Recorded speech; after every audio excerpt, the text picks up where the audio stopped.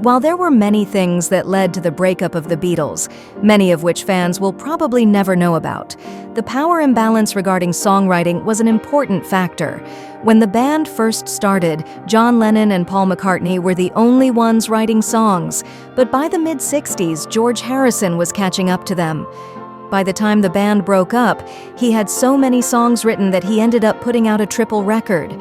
Many of the songs that are now considered his best work were written during his time in the Beatles, but his bandmates weren't interested. But Harrison knew his songs had potential, and in time, he was proven right.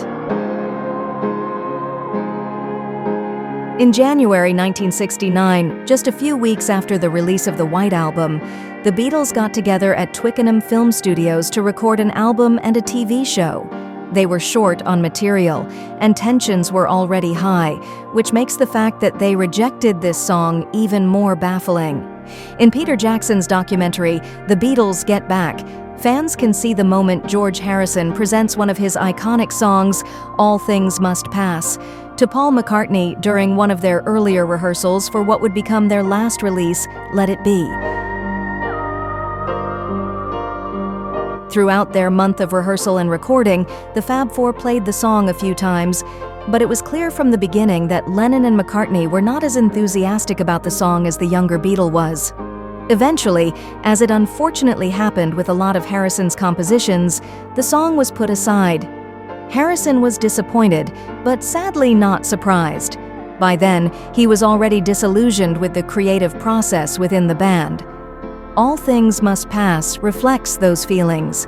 The lyrics talk about the end of an era, about how nothing lasts forever, and that's okay, because all things must pass away eventually. I got back to England for Christmas, and then on January the 1st, we were to start on the thing which turned into Let It Be. And straight away again, it was just weird vibes, Harrison said after the breakup. I found I was starting to be able to enjoy being a musician, but the moment I got back with the Beatles, it was just too difficult. The Beatles officially broke up in 1970, and by the end of the year, George Harrison had already established himself as a successful solo artist. John Lennon and Paul McCartney also released albums that year, but the quiet Beatle outshone them both. And with the songs they had disregarded, no less. All Things Must Pass is a triple record that topped the UK and US charts, including iconic songs such as My Sweet Lord, What Is Life, the title track, of course, and another song that the Beatles had rejected, Isn't It a Pity? This last song was written back in 1966 and had been left out of all the albums the Beatles put out since then.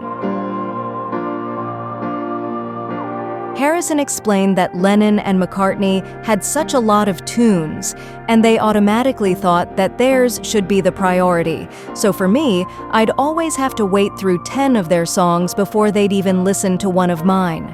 That's why All Things Must Pass had so many songs, because it was like, I'd been constipated.